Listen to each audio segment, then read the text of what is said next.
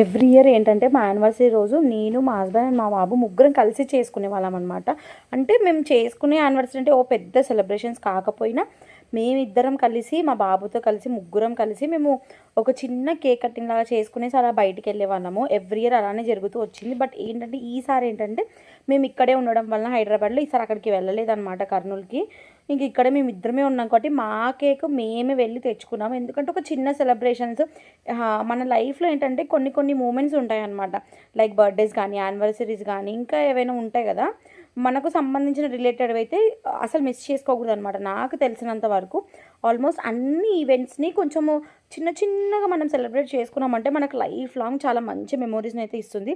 So, నా ఒక్క ఉద్దేశంలో కూడా అంతే.